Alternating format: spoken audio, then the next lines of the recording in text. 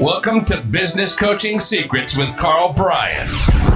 If you want to attract new high-end coaching clients, fill live events, and build a wildly profitable coaching practice where business owners pay, stay, and refer, you've come to the right place. In this podcast, Karl provides his keys to the kingdom for finding and signing high-paying clients and building the coaching business of your dreams. Here we go.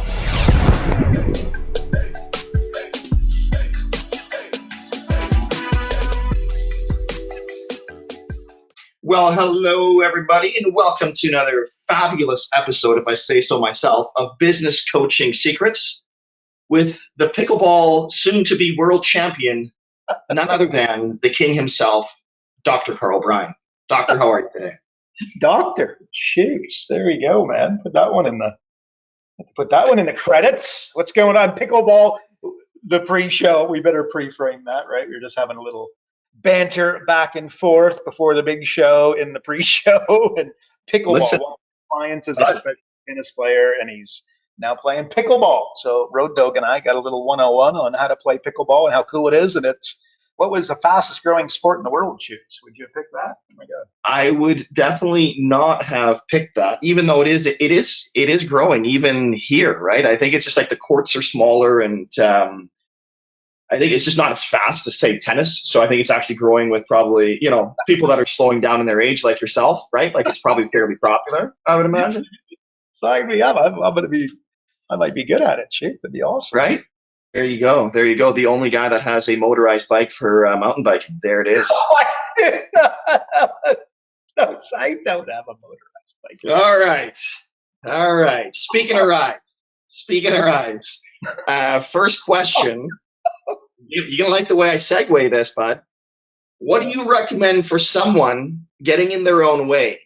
And as you know, like success and, are like rides on a roller coaster, right? Like I've heard you talk about that many times. Success is like a roller coaster. You see the riding of a roller coaster. You see what I did there? Riding the bicycle, riding the roller coaster.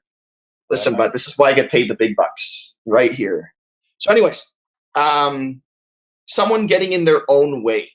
So can we sort of discuss that topic a little bit and just sort of how success just is that you always talk about the roller coaster ride. Do you want to kind of break into that a little bit?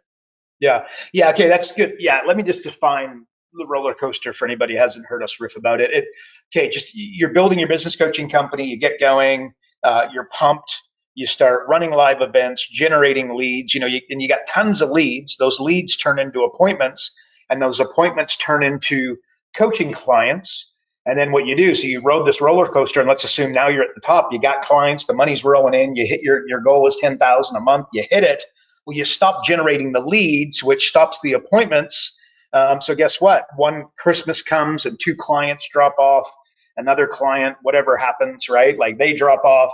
Next thing you know, you're down to, you got, instead of having 10 clients, now you got 6 clients, but you got no leads. And then you lose one more and you get that, kind of a little bit of a negative spiral going. So you need to salute. That's the problem. Riding the roller coaster, leads, meetings, clients. Never stop generating leads. For your coaching company, you should never stop generating leads. The end, drop the mic, conversation over, always generating leads with your company. And then you get busy, guess what? You got to hire somebody to help you generate leads, right? And then you say, yeah, but I don't want a staff member. I say, okay, well, then you're going to ride the roller coaster, right? Or you're going to have to work really, really hard. And you told me that you prefer to, spend some time with the kids. So anyways, I'm sure you could kind of get that. That's what we mean. So somebody getting in their own way. Actually, in Road Dog, last week we talked about, it was joint ventures. And the week prior, we talked about doing some live events. I don't know if I said this, but I made a note to myself earlier this week, but I just wanted to say it. A metaphor that I want in your head. I want you guys to be thinking that I want you to become Santa Claus and not act like the Grinch. Okay. Difference is that Santa gives things away and Grinch take them away.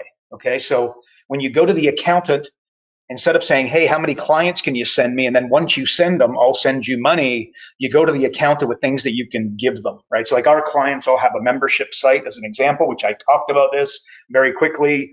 At full retail, you can call it $500 a month. That's $6,000 a year. If you gave the accountant 10 of those, you'd be giving them $60,000 of value up front, ready to rock and roll, to start the relationship. So no doubt you could see how that would be a little bit more appealing than going to the accountant and saying, hey, send me a bunch of clients, and then getting surprised when you don't hear back. So I just want to go over that. That's from last week and the last couple of weeks. So what do we say? So someone getting in their own way. Here's what I want you to think about, right? Like, you ever notice that like great athletes, great businessmen, like the greats, quote unquote, they got to fall in love with what I'm going to call space, right? Or at a minimum, you got to get comfortable with it. And I don't think that most people are. Let me expand. Like, when you get really good at hockey, you got to create space between you and your old teammates, because you're on a different team. You're going to different tournaments. You're going to different cities. In many cases, if you get really good, they're going to be in the stands and you're going to be on the rink, right? You're only feet from one another, but the space is like catastrophic, and you got to be comfortable with that. Versus self-sabotage is what comes to mind, right? Like, when you make a lot of money, you're going to have space. People become jealous. There's distance, there's space. It's a new neighborhood. It's a bigger house to their smaller house. You're going to go to a different college. That's space. When you make a lot of money, you're going to move into, different areas that, the other, like, they're going to be a few suburbs away or a little bit farther out. I don't know. You just have to get comfortable with space. And I think that the average person is not, right? So as Michael Jordan is improving, there would have been a lot of room, for him to, self-sabotage and come back, to the field. And he chose not to. And this is the difference between being great and not. So are you comfortable with space, right? It's like everybody wants to be the man, right? Until they're the man. How many great athletes get overwhelmed by the big contract or the number one, ranking, and they suddenly start getting hurt or playing poorly, or they're getting criticized by the media. When you do that, you suddenly open yourself up to get criticized wildly, in the media, social media, different kind of space, by the way, and not enjoyable in any way, and only mentally strong, like the Jordans and Kobe's, can really handle it, right? Like in my company, if there's an issue, like something really important, there's a difficult situation that needs to be handled. It's an email, it's a call, it's some paperwork that needs to be crafted, what have you. I mean, the person that handles it's me, right? It's kind of a one-on-one. I hope that's not in any way trying to say, oh, look at me, but this is just something that I'm more than happy in that position. And it's just, everybody knows, like, hey, this is going to go to Karl, right? Are you that person in your company, right? Like, is your client, are you shying away from that? And then is your client shying away from that? Like the big stuff, right? So, mentally tough is hard to measure. Actually, we said, recently, Road Dog, in a podcast where, like, your height you can measure, your weight you can measure, your bank balance we can measure, the size of company. We could do a valuation on your company very quickly, like our software does a quick little valuation on companies, right? Easy to do. But mental toughness is something that's really tough to measure, right? So how do you do it? Like, what we said was that when somebody wants to cancel their coaching agreement with you, how do you handle it? Right? Like, that is in my opinion, that's a really good measurement of how mentally tough somebody is. Like, do you stand up or sit down? Do you stand up and fight and say, you know what I mean? Or do you fall down and like, oh, screw you? And like, of course he was going to cancel. Everybody cancels. Like, he hit 90 days. Of course he was going to cancel. Well, if that's you, right? I'm not going to, admit this explicitly, but I got to tell you, you know who I'm talking to. You know if that's you or that's not.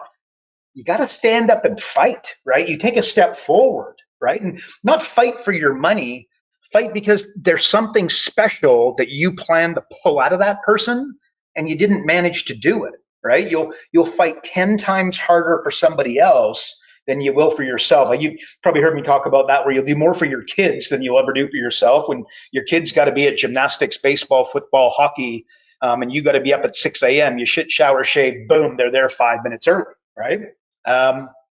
So framing it, like, again, not fighting for your money and, whether you're going to be able to, hit your $10,000 milestone and goal for the month. I'm talking about for them, right? And so if you were to ask me, like, let's say you put me on the spot, you say, like, what are characteristics of somebody being great, right? Like I would immediately go to obsession, right? Like if Michael Jordan was obsessed with basketball, okay, Brady is obsessed with football, Gretzky was obsessed with hockey, Bezos is obsessed with business, Zuckerberg is obsessed with business, but also like hacking and IT and coding, etc. So obsession. If you see, you watch the movie The Social Network, it's really cool. Like they would get all their buddies together, all drinking beer, and they'd be doing like hacking parties, right? Social network. And you love Zuckerberg, you hate Zuckerberg. It's beside the point. There's an obsession there, and are you? And if you're not, it's fine. You don't need to be. But if you want to be a great, you do. If your client wants to be great, they're going to need to be obsessed with it in a healthy, good way. I'd also say talent, right? You want to be a great. If you can't hold a tune, you're not going to be able to rock the house, right? If you can't throw a football, you're going to suck as a QB. If you're a biz coach, doesn't learn how to guide their clients, right, and establish that little red arrow, you are here, determine exactly where it is that they want to get to and help them get there. You're not going to excel as a business coach, and you got to go there. So the question is, can you learn talent? And the answer is absolutely. And I'm going to go to my buddy who Road Dog loves, Tom Brady. Tom Brady, he was a sixth round pick, right? Like, I mean, he's the greatest of all time. He was a sixth round pick. I mean, this guy, if he was that talented, God given gift like the Jordans and the Gretzkys and the Serena Williams and the Kobes and whatnot, he wouldn't have been drafted in the sixth round. I'll give you a red hot tip. I mean, he was 20 odd years old at the time. So talent, and the good news is it can be learned to a certain degree. Again, like I'm 5'6". Am I going to be able to dunk a basketball? Probably not. Spud Webb would argue, right? He's 2 inches shorter than I am. The guy's 5 foot nothing, and he won the dunking competition. So again, it's talent, somewhat subjective, but let's face it, if you're not 6'3", you're probably not going to play in the NBA type of thing. If you're not, gifted in, helping people and coaching and business and marketing, you're probably not going to be a great business coach. But the good news is you can absolutely teach yourself, and you can go from sixth round pick to one of the greatest. Hard work though, which would lead to obsession, right? What else? Look, competitiveness. Again, look, if you just look at the Jordans, the Kobes, I got to put Novak in that conversation. That guy is unbelievable tennis player. I don't think he gets the respect that he deserves. He's kind of got one of those abrasive personalities for some reason, but wow, can that guy play tennis? Serena Williams, Gretzky, of course, Brady. Look, they hated to lose, or they hate to lose far more than they love to win. That competitiveness, that fiery streak, and I personally, and I'm not in any way putting myself in anybody's category, but I can tell you that I have a body of work, where I played, when I played hockey and whatnot, and in business, I like to win, and I'm not making any apologies to you, Road Dog, or anybody. I like to win, and by the way, I think that's okay as long as you're doing it in a healthy, positive way. So you want to be you want to be, like you really want to crush it. You want to stay out of your own way. This is the kind, you want to stop that roller coaster. You got to be a great, like intelligence. Look, the number of signs in baseball. Have you ever seen the manager, talking to the first base coach, and, the first base coach talking to the guy up to the plate, and the guy up at the plate, whoever's making the signal to the guy on second, whether he should steal or not. The size of the playbook in football.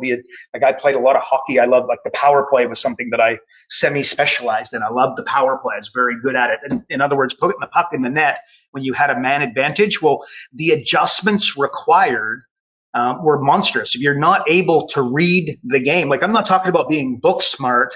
I'm talking about, being able to read the entire game. Like Gretzky said that he always went where the puck was going as opposed to where it was. The ultimate competitive advantage, remember, is always to be able to see the entire playing field. So with your game, with, whatever it is that you're looking to be great at, not get in your own way to become, the best of the best of the best, the 1%. Intelligent plays into it. I want to say stick-to-itness as well, like intestinal fortitude maybe is what I should be saying. But look, you've heard me say this a lot. Success is the same movie 3 times a day, 7 days a week, for 10 years. And I'm sorry. That's what it is, right? Like when things get tough, most quit, right? Things are easy to start, hard to finish, and you're going to be remembered by what you finish, not what you start, right? You got to be willing to take a step backwards to take many forwards. Tiger Woods changed his swing while he was the best in the world, right? Kobe and Jordan, if you read up about these guys, which might be a good exercise and it might not be something you're interested in doing, but if you do, you see that Kobe and Jordan every season tried to bring something new. And by the way, these are offensive legends that both won Defensive Player of the Year, right? Before Jordan did that, that was absolutely unheard of a guy with his offensive prowess, his skills, his ability to take over a game offensively and being the top defensive player in the entire league. It was ridiculous. It was so contrarian. It was insane if you were following it at the time. But bottom line, forget that. They were always learning, right? On the weekend, you'll never. I take my 8-year-old daughter and all our little buds. We all go to the park. It's a regular gig that we do on Saturdays and Sundays a lot, most weekends. And I've got my earbuds in and I'm listening to audio. I'm listening to video. I'm on YouTube. I'm teaching. They're running around playing, and I'm with them and playing and whatnot. But I'm also educating myself while I'm doing it. Like again, I'm trying to learn something new, right? To bring to my company, to bring to my software, to bring to you, to bring to my podcast, to bring to my, my daily emails, etc. So I don't know. So bringing something new, and forget me, forget Jordan, forget Kobe. What about you? Are you doing that on the weekend? Are you educating yourself? Are you trying to put your feet up, making out like you've got to be, totally relaxed, so when Monday comes, you're ready to go? And maybe that's your shtick. But if it is, I got to say that number one that I mentioned, like obsession, probably not quite there, right? So I'm like, even with my own company, like we're building group coaching software that's going to be launched. It's a month late. It's a 7-month project. I can't begin to tell you. I got 3 software engineers pounding on it right now as you're probably listening to this. I'm working on a client simulator where the clients are going to be able to go to it and adjust and an improvement here and an improvement there, and 1%, 1%, 1% in these 12 core areas that we've got. What's that going to look like? Like we're building that. The problem is I don't know what a client simulator looks like, so I got a blank piece of paper and we're creating it, right? But we're building something new. That's why I've had clients, that have stuck with us I've literally had hundreds of clients for over 5 years. I've had clients for over 13 years. There's a really good chance if you're listening to this, you never heard of me until recently, which is totally fine. But we're trying to make our clients look good as opposed to, put ourselves at the forefront. Forget that. We're building. We're gamification is something else that we're working on. So we're constantly trying to bring something new. Our stick-to-itiveness is not just about if things go wrong. It's like, how do we continually, create things that people haven't seen before? Remember, if you asked Henry Ford, if Henry Ford asked the market what they wanted, they would have said a faster horse, right? But he, created the automobile. It's along those lines. But, and speaking of future and talking, like Larry Bird was one of the greatest trash talkers of all time. He actually worked on it, right? And you notice a lot of the greats are relentless trash talkers, right? The greats, here's what you might not know.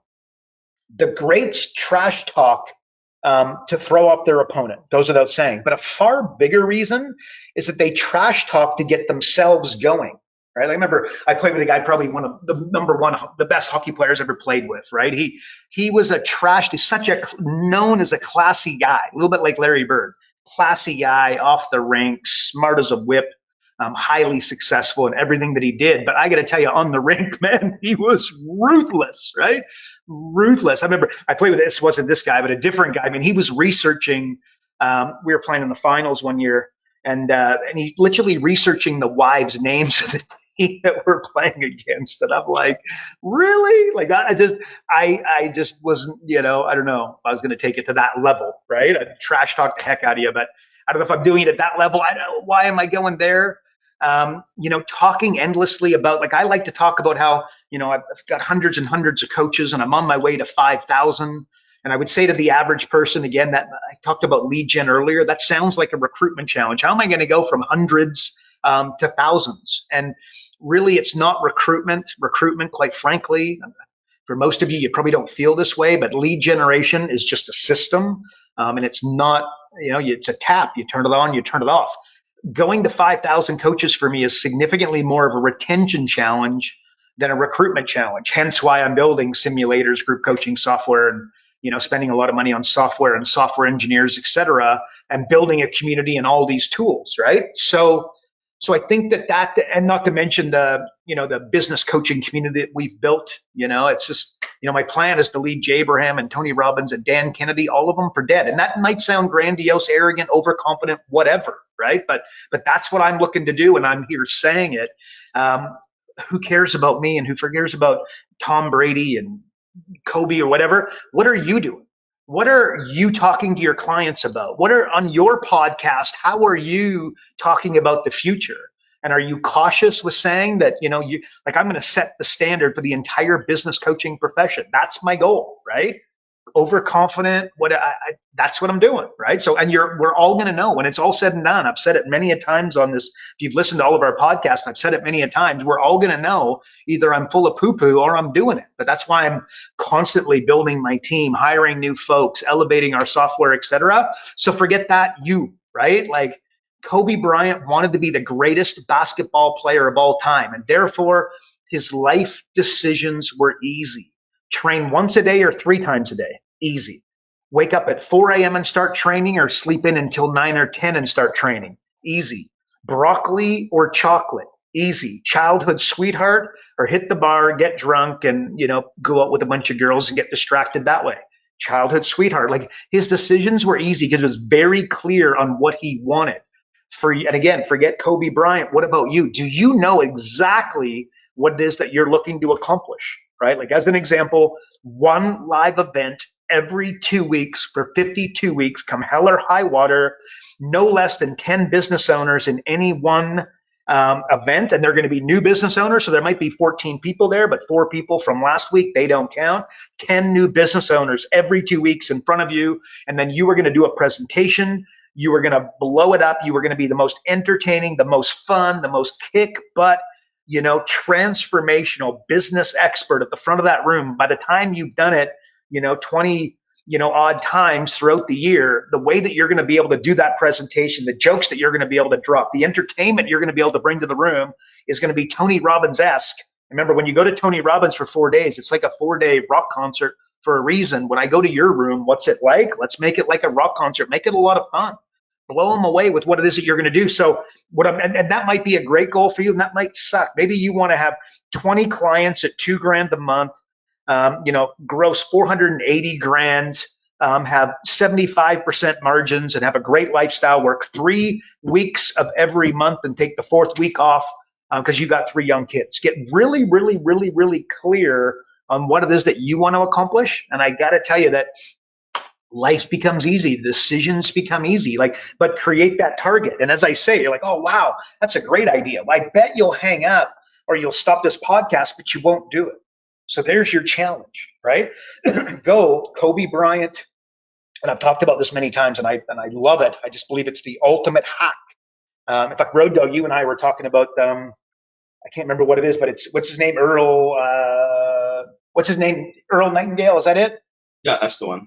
Yeah, he just got the ultimate secret, right? Is decide exactly what you want and then put all your eggs in one basket to go and do it. So Road Dog, my answer, avoid, I guess I feel like it's a little bit of self-sabotage, getting in your own way, avoiding the roller coaster, just become freaking amazing. I think that's a little bit different than what many would be thinking along those lines, but that's what I think. Become the best and get uber clear on what it is that you're trying to accomplish, not just for yourself, but on behalf of your clients and the local business community. And I think you'll crush it. So there. What do you think, Shoots? What do you think?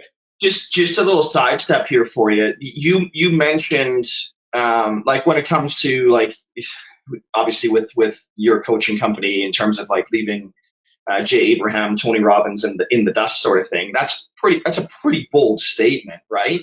Yeah. So how, like, where's that line, dude? Like, where's the line of like, okay, like settle down, Shoots.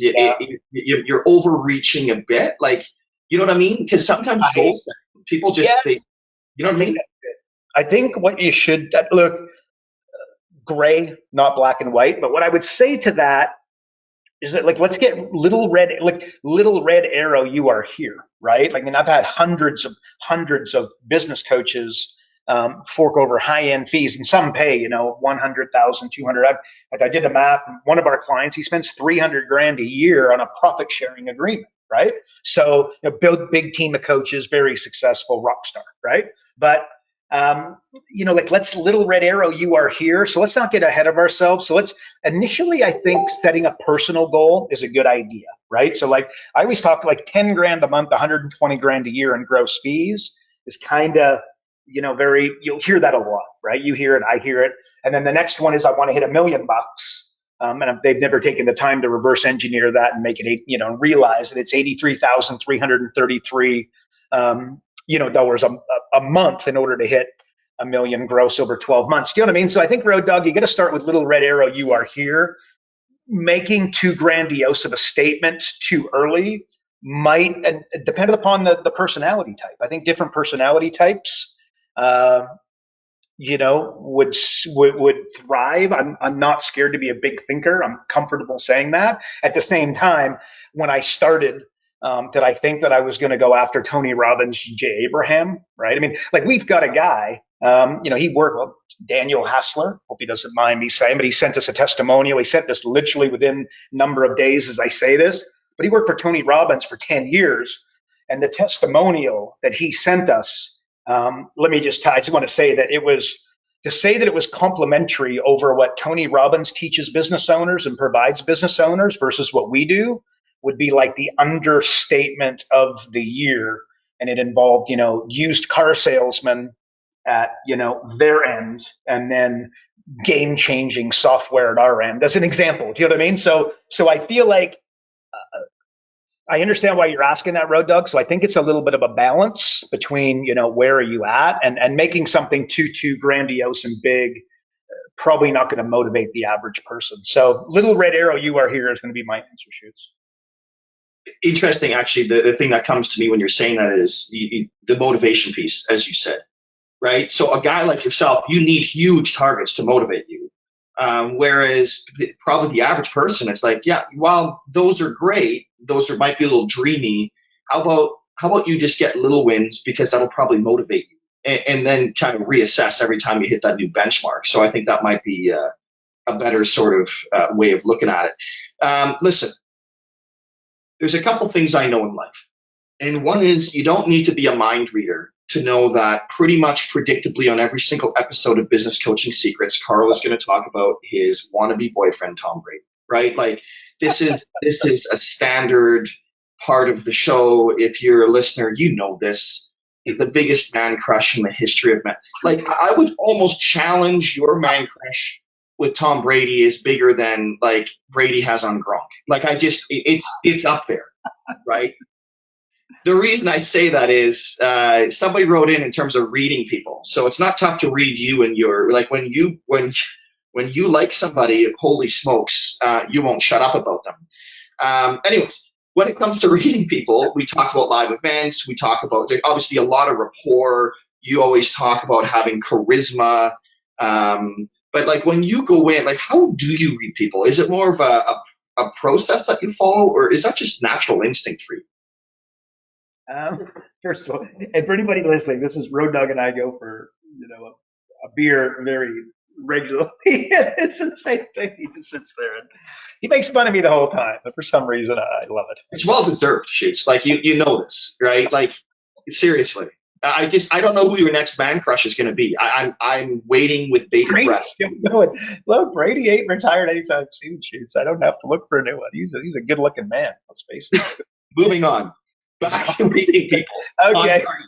That's great. Okay. So reading people, follow in. Like, I think you're going to read people. This, by the way, ultimately, if you want to be very successful in coaching or anything in life, you want to be able to, reading people, you want to be able to influence people. Okay. Well, little red arrow. If I can read people quickly, it's going to be significantly easier for me to influence them. I think that's an important starting point here.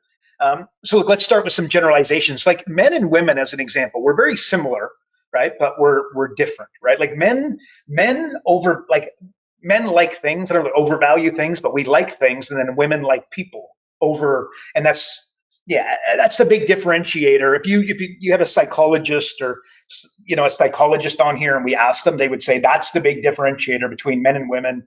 Men like things, and then women like people, right? And that's not to say that men don't like, vice versa. You get it, but it's a generalization and it's a framework, right? So if you wanted to be an architect or an engineer, you need to be more in tune with things than people.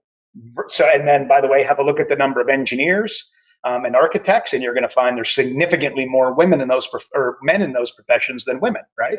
And if you want to be a nurse or own a daycare, be a teacher, or maybe a PR specialist, even maybe, you'll find that you need to love people over things. So hence, you're going to find more women nurses than men by a long way. Okay, that's not by accident. It's a 101. Sexist, this, that, and the other.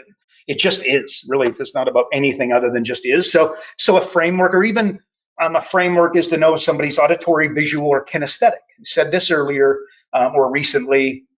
One of my clients, he's legendary master at NLP.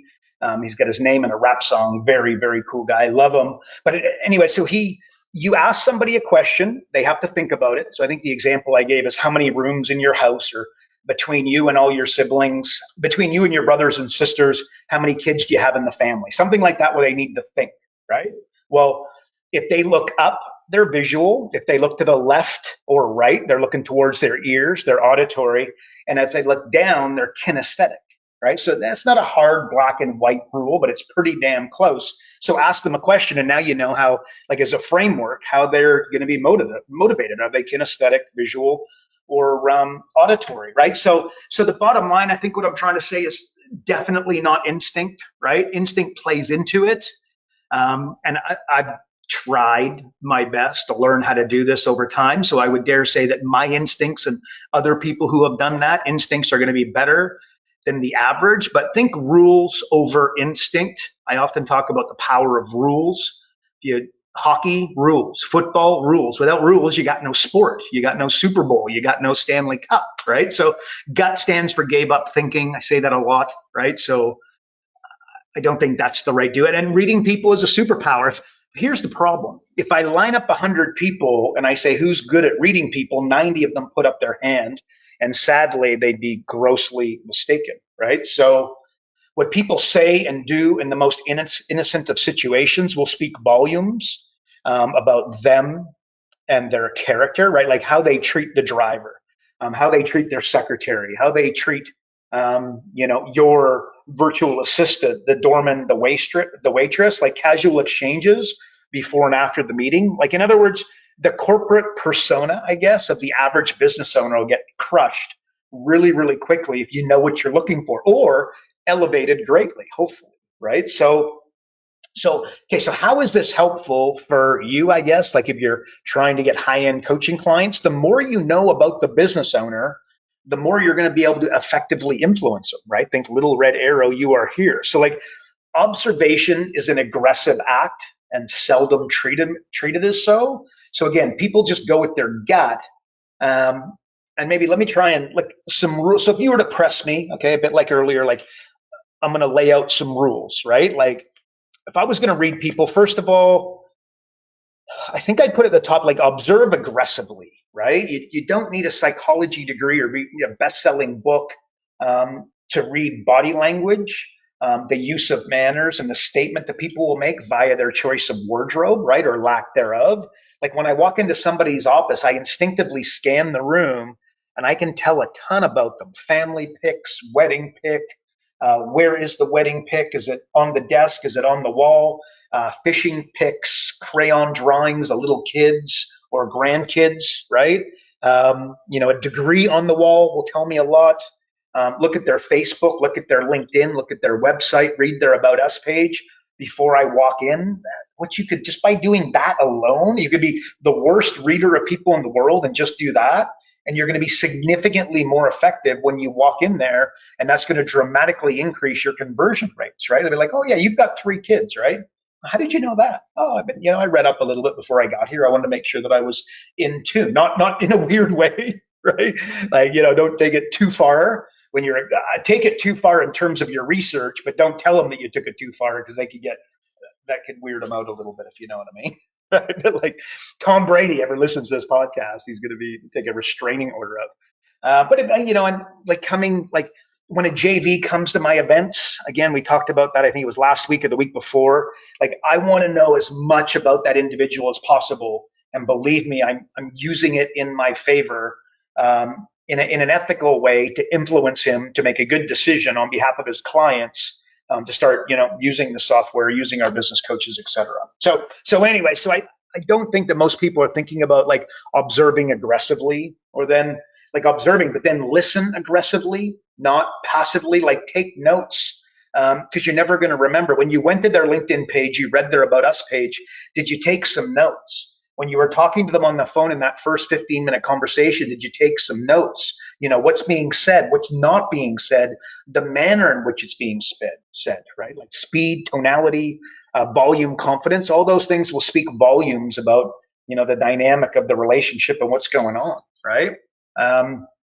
Like maybe an example, like if I'm sitting with somebody and I'm trying to sell them business coaching, they have children that work in the business, with almost 100% certainty, they're going to love the idea of me mentoring their kids to kind of take the next step, right? And they normally won't say it explicitly, but when you mention it, they're going to get excited. And that alone can close the deal. But if you never took the time to listen aggressively, observe aggressively, you probably wouldn't have worked out that, Sally's looking after marketing and Dave, which one of the kids do you see taking over the business one day? Listen aggressively and don't forget, right? And like, look, we're going to, I am going to groom Dave so that you can get, move up into chairman, whatever. You can move aside and he can move into that role and take this business to new heights, right? They're going to like that idea. Rules: talk less, listen more, right? I think that doesn't need an explanation. Many, just make that mistake where it's just talk, talk, talk, talk, talk. No, listen, listen, listen. You got two ears and one mouth. All heard that. I'd go another one, like take time to understand what you discovered about the person, right? Like how can you apply what you've learned to influence this individual you're speaking of? I guess maybe I just gave an example of that, like with understanding that the kids are working in the business and then taking that to say, to assist in influencing the end result that you're looking for. Now, like problem with all this, right, is that you don't want to show your hand, right? So if you let them know what you know, it can dull its effectiveness or get weird. Like I said earlier, like you don't want to let on like you know too much, right? Then it's like, whoa, like what's going on here? Like think of a poker table, right? What is and is not said. They intently stare at each other, and at the important times, and they basically anything said, any movement. And really, they're looking for breathing patterns, right? As much as anything, and body language. Shallow breathing, right, means nervousness, right? Normal breathing means calm. That sort of stuff. So anyway, so don't show your hand, right? So you wouldn't tell the guy that you know what he's got. That's why they never show their cards, right? So anyway, so not showing your hand. Maybe even road dog, like aggressively detaching. I'm going to go to like your power to observe will dramatically increase when you can detach yourself, like detach your emotions from the situation. Using mental models is a secret here. I'm not going to go in depth because I've talked about this a lot in the past and I'm going to speak about it a lot in the future. I guarantee I'm going to continue to delve deeper into this subject. It's a total game changer for the average bear, but you got to aggressively detach, right? Like, an example of like a mental model you got to be cautious with is like recency, right? Like I said this in a series of emails earlier. Like I could go to my personal Facebook post or page and post that the virus, COVID, is a joke, right? And it's a joke, and we should all be laughing and taking back our power, blah blah blah blah blah. And then I could 2 days later go and say, holy cow, it's serious.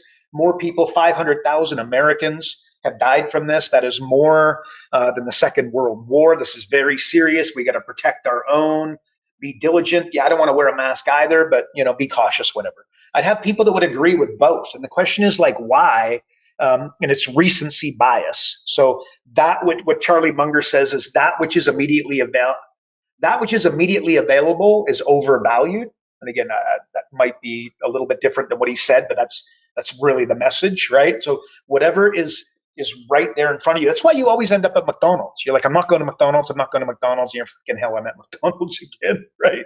So like that, it's immediately available, right? They know this. So anyway, so that's you want to be cautious of that and understand that. And that's where these mental models can just be a total game changer for you when you realize, well, no, this is immediately available. I just read it. Let me take a few minutes. Let me think about this. I'm going to come back to it later. And you can dull that recency bias and then go, well, hang on a minute, really? Let's look at the facts. Let's look at the data, right? Let's see what does Ray Dalio say? What does Warren Buffett say? What do some of the greatest thinkers of our time think on this? And that might not be a bad idea, right? Instead of taking a stock tip from your buddy who's got the red hot stock tip, again, maybe what's Ray Dalio say about the market? That would be a good idea. So, and then reading people in person is always going to be more effective than over the phone, but it takes practice and it's something you should learn to do. Like being able to read people over the phone, I'd put it up there with the superpower. And it's really, and you got to be thinking about this over a body of work. Don't think that you're going to, this podcast is going to end. And because you think about it, you're going to become better at reading people over the phone. I can't, inject you with a steroid here and expect that you're going to be really good at it anytime soon. That's not what's happening. You got to look at your career as a 10-year block. Success is boring. It's the same movie 3 times a day, 7 days a week for 10 years. And I'm sorry, but that's what it is, right? So that, again, getting better, just every day, a little better, a little better, a little better. Most people listen to just respond, listen to objectively observe. Like an online marketer, we're always looking for data. The more data you've got, the more accurate your data, the better decisions you're going to be able to make in the future, right? And remember, coaching is 3 things. Little red arrow, you are here. Establishing what it is that they want to accomplish, and then creating a line between those 2 points. Like there's coaching in a nutshell, right? So anywho, recap. You want to read people at a higher level. Again, don't go with your gut. It stands for gave up thinking. Think of putting mental models and thinking about putting a system put rules in place is the way to think about it. Like observe aggressively, listen aggressively. What did I say? Like talk less, listen more. Take time to understand what you discovered. Again, and are you writing that stuff down? Are you committing it to memory, which will not work, by the way? Write these things down. Aggressively detach. That, again, is something you got to learn to do. Acting emotionally is a bad idea. It's like going shopping while you're hungry. Doesn't end well. It's not that it doesn't end well. You're just going to end up with a bunch of crap that you don't need. That's okay with you. That's okay. But you significantly better. You end up, and you get more than you need. And then you end up at the grocery store the next day because you forgot the bread, you forgot the milk, you forgot the butter, you forgot the orange juice, you forgot the damn stuff you went for, right? And then there was one other way. Oh, don't show your hand. I said that also. Like, just when you know this stuff, you don't want to get weird. So just letting them try. Okay, mistake that somebody could make is that, I'm trying to impress this guy with how much I know, right? I'd be cautious with that one, right? Like knowing that he's got 3 kids and that he started his business because of XYZ, like that's cool. And you saw it on his About Us page on his website, right there for public consumption. And he'll be impressed that you knew that, right? But going too deep, which is a good idea because the more you know, the more you'll be able to influence. But I wouldn't necessarily show your hand there. So, Road Dog, what do you think? That's what I'd say, Shoots. That's what I'd say, man. When you say detach yourself, would you say also detach yourself from the outcome? Because like I'm looking at, like, let's use sports as the example, right? Like you still think the Leafs are going to win sometime. Like it's not realistic, right? Like it's like, let's not kid ourselves. Everywhere I look, Leafs 2021 or whatever the hell you're posting. Like I do. I am that. It's literally insane. But anyway, like when you're watching, like right now, you can objectively watch a hockey game that's not a Leafs game, as an example, because it's not your team. There's no emotional investment for you, and you are more aware of all of the finer details, and you have no bias. Like, so you are detached. Would you say like there's an element of that there as well? Like, I realize we want the outcome, but if you that's good. I like you know what I mean? Like, I think the answer is that following mental models, right? Like I just gave one, recency bias, right? Like just going, hang on, road dog, you just read that and you're in an emotional state because you're pissed off. You just had to walk into a, they made you wear your mask. You didn't want to wear a mask. You've been double vaxxed or whatever it is, and you haven't been vaxxed. We all know that, right? But you know what I mean, right? It's like, this is stupid. You know what I mean? So it's recency bias, and you can see how your emotions could get the best of you. And then you get you get a negative spiral, like you get a negative feedback loop, like a negative spiral, right? So yeah, no, I think detaching yourself from the outcome, like one of the things, okay, we all know that desperate salesperson, right, who just needs the deal. How does that work out, right? The desperation is right there, and their either their voice, their words, the fact that they give up so quickly, et cetera, versus the person who doesn't really need a client, you know what I mean, can close the deal easier because they're detached. Another really good example of that is like, remember high school, you had a girlfriend and all of a sudden these other girls were all attracted to you. And then all of a sudden you get dumped or you dump her because you're like, oh my God, I'm going for all these little hotties chasing me around. And then you don't have the girlfriend, and what happens? Suddenly they're not as interested. And I can only imagine the same dynamic for a female. I'm not a female, so I can't speak on their behalfs, but I would imagine it's the exact same dynamic, right? So like, yeah, I would definitely say by having a girlfriend, you're detached from the outcome of, Sally, wanting to take Sally home because it's not happening, but she's attracted to you. So detaching from the whole lot within reason, though. You got to be passionate. You got to be obsessed. I mean, you got to be 100% buy-in that you are going to get your damn outcome. But yeah, being emotionally detached from it so you don't start making emotional decisions and you follow your your 80-20, your mental models. I think that's the framework we're looking for here. Mental models, I think, is pretty much the answer I'm trying to get to. Yeah, and I get that. And as you're talking there, all I'm thinking is it's not that you're detaching yourself from the outcome that you want. It's you're detaching yourself from, I guess more or less, it doesn't matter which way it goes. Yeah, you're gonna push on and you're gonna continue down the path, but you are detached from it. Like if they say no, not a big deal. Like you're detaching yourself from the emotion of their decision. Yeah, I think that's a better way of putting it. All right. Okay, now you were in talking with all of this now, right? Like reading people, all this sort of stuff. Like you've said many times that the quieter reserve types, they're more often successful but less flashy than the extrovert types. Like let's rattle off a bunch of your other boyfriends, Bezos, Gates, and Zuckerberg, right? They're silent killers, possibly more way than one, but in business. But is there a personality type that you think is better suited to be super successful than others? Like, can you guide your client to act in a certain way, or are they just sort of like, this is their type and this is the way they're just going to be? Yeah. The client should not become someone they're not, just as a frame. That's not what you said, but I want to make sure let's not guide, hey man, you're extroverted, you need to be introverted, or you're introverted, you need to be extroverted. Like that would be a mistake, right? So let's make sure that we're little red arrow, you've got certain characteristics, you know what I mean? So we should play into that. I think in the interest of mastery, small improvements one day at a time, you could become a strong leader with your own style and be true to who you are. Personally, like I've grown at my opinion, a mind-boggling level, like from where I was years ago. So maybe there's a truth that, on the surface, you can adjust. Like, let me riff, right? Like anybody can be great, right? But partly because so many play at a low level, and then partly because I think greatness is within us all, although we deny it, but I think it's there. And you need to know what motivates you. Like if you're extroverted, you want friends. If you're agreeable, you want an intimate relationship.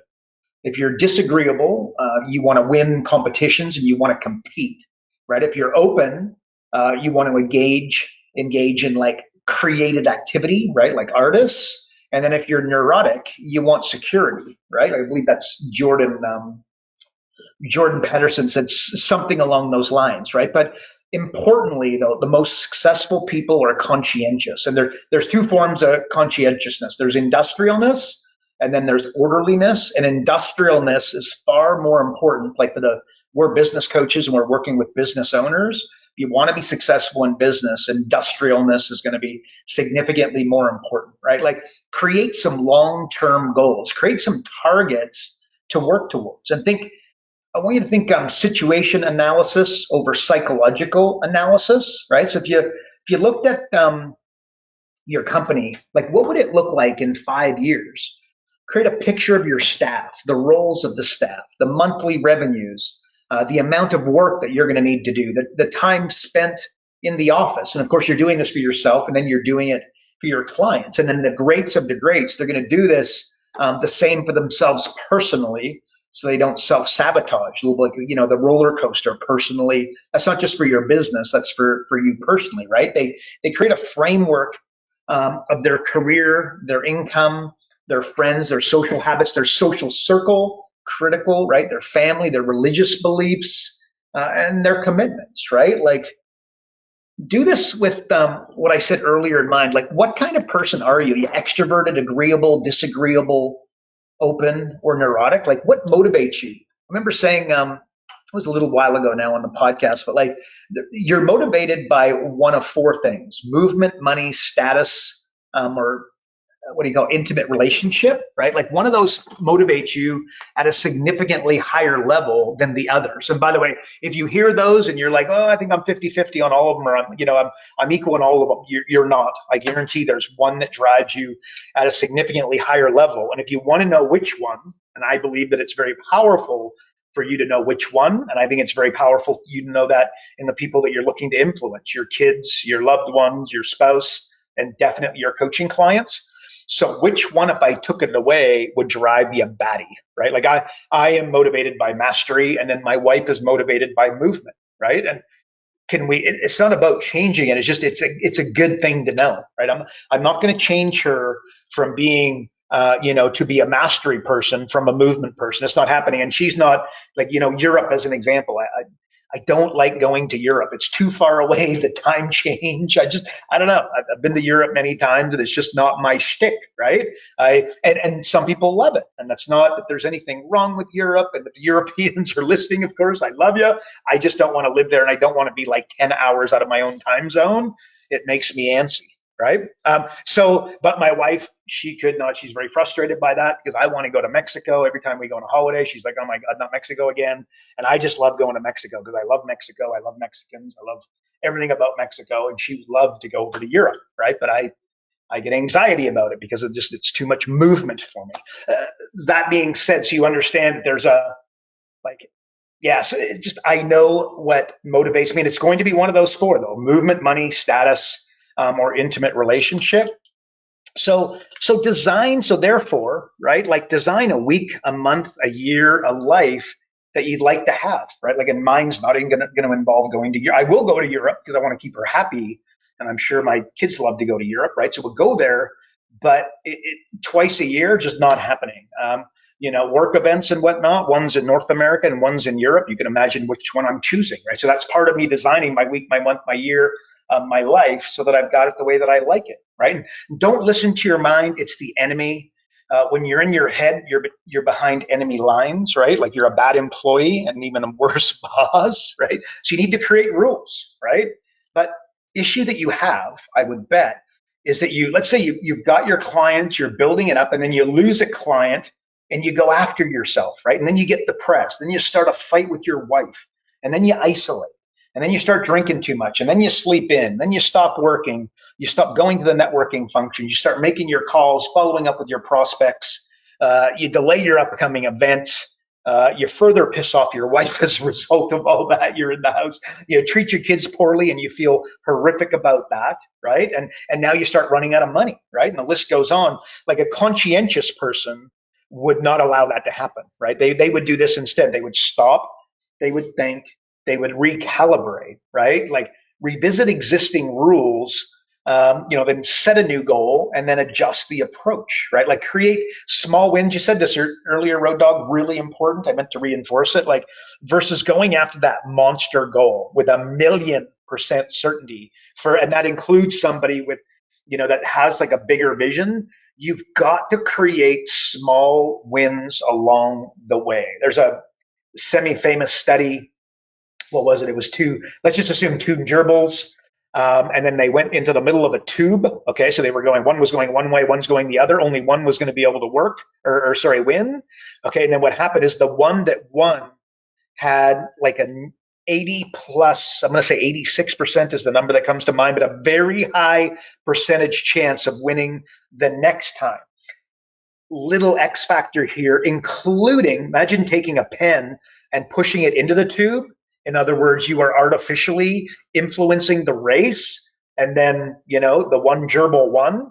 They still won 86% of the time in the next run when they went. Like that should, maybe you're getting that. I could go a lot deeper there, but just little wins lead to big wins. So if you're not setting yourself up to celebrate little wins and to have little wins and to have little milestones, you're making a mistake, right? Like 3 new contacts every day, and acknowledge it. Pat yourself on the back. Acknowledge like that was a successful day, right?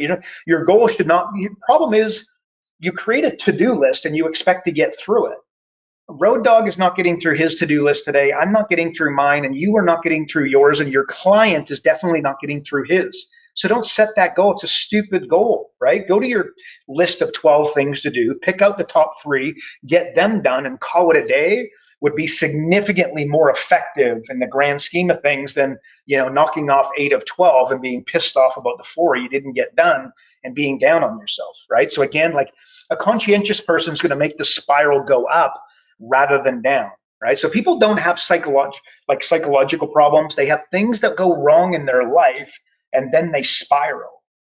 And that's what I describe, or like that's what happens, and they don't stop it, right? Like they have a negative feedback loop rather than a positive one. And a conscientious person will consciously try work towards a positive one and getting things done, and then use mental models like 80-20 to not only get things done, but get the most important things done, right? So knowing this, understanding this, maybe anticipating this, right?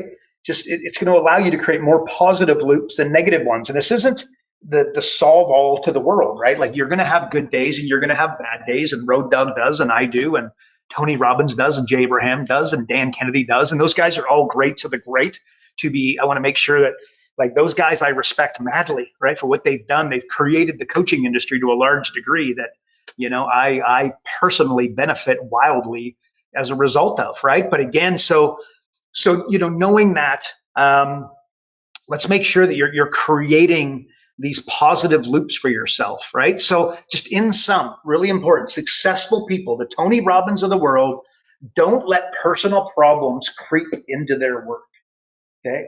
That probably doesn't sound as impactful as what it should be, but if you introduce me to somebody who's not doing well financially or in the business world, if they catch a cold, they will take 3 days off.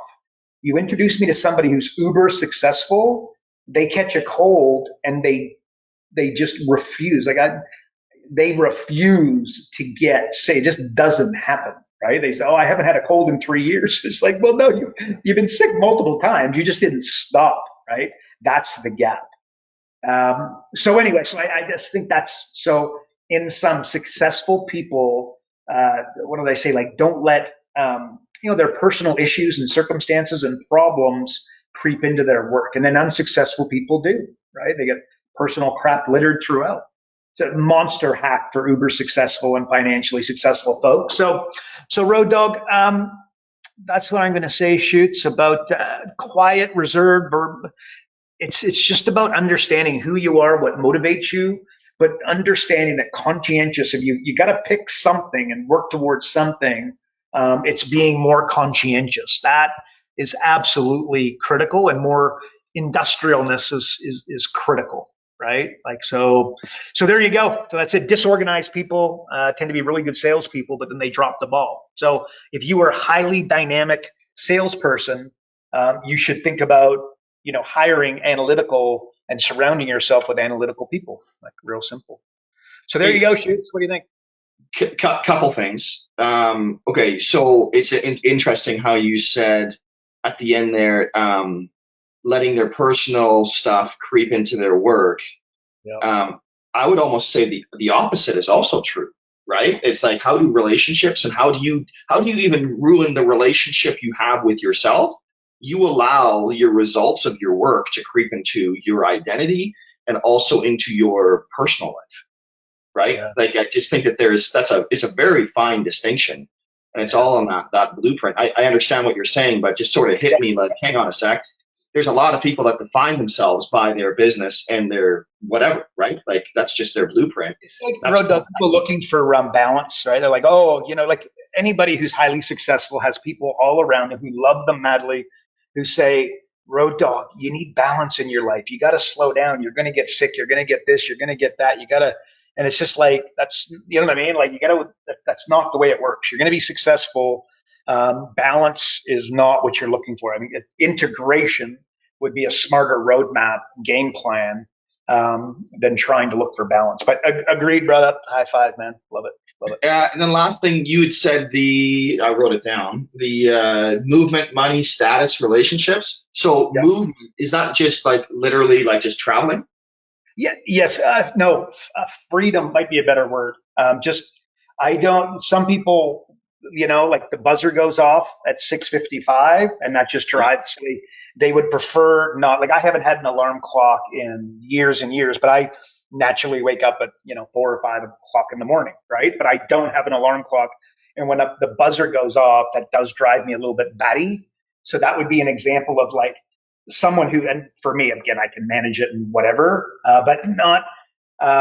Freedom is the word that we're looking for there. Not just movement, like country to country, city to city. Just movement to do what they want when they want.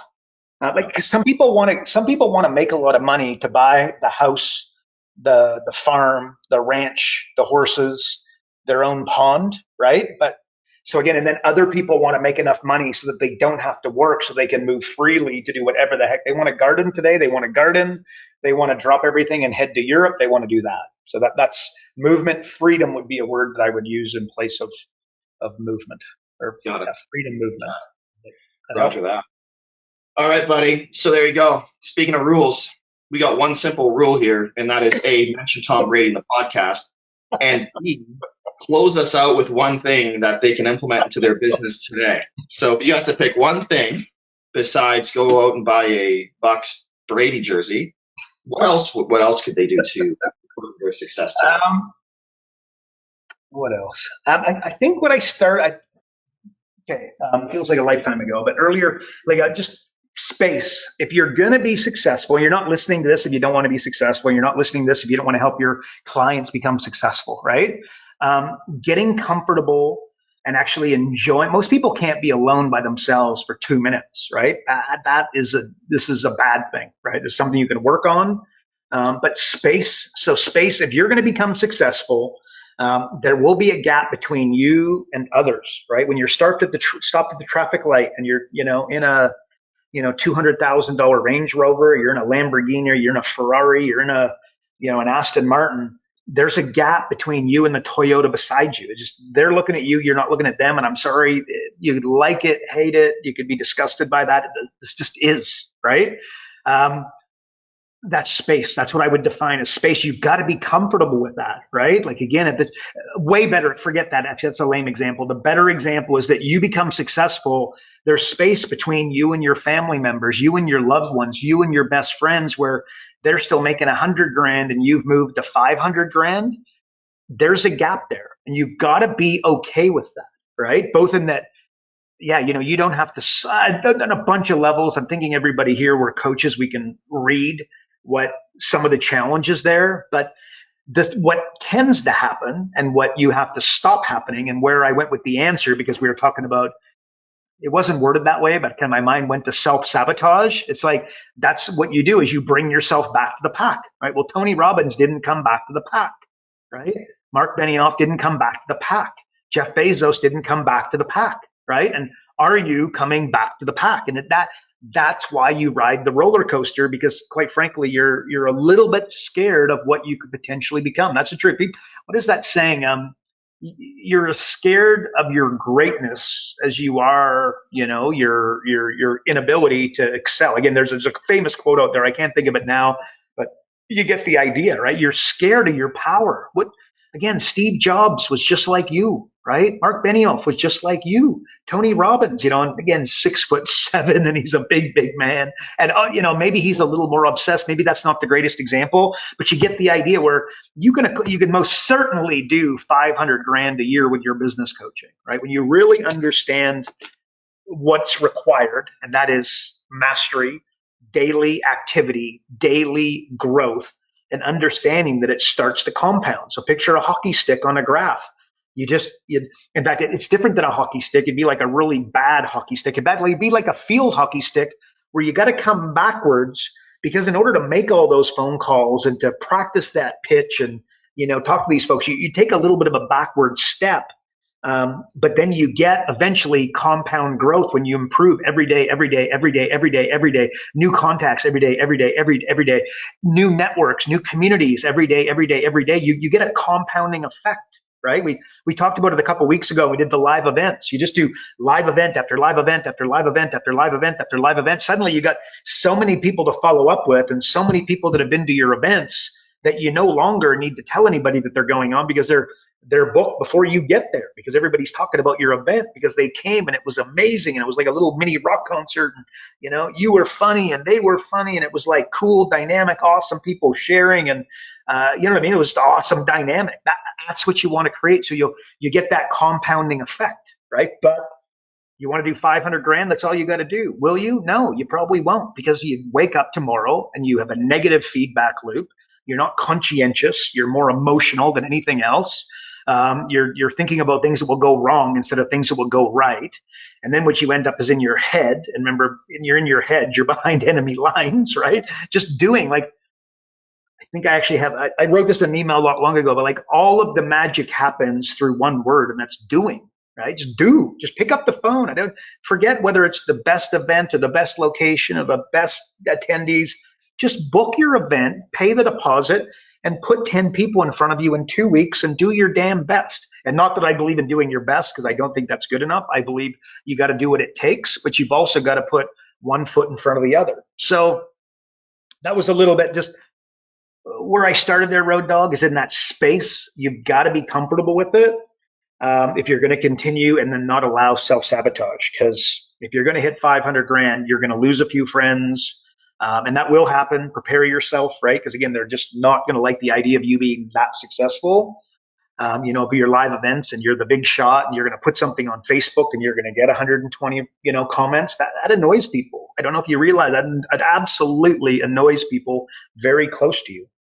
And that can hurt. And then you lose love, and then you self-sabotage to get it back. So get comfortable, possibly fall in love with space. So what do you think, Road Dog? That makes sense? Do you like?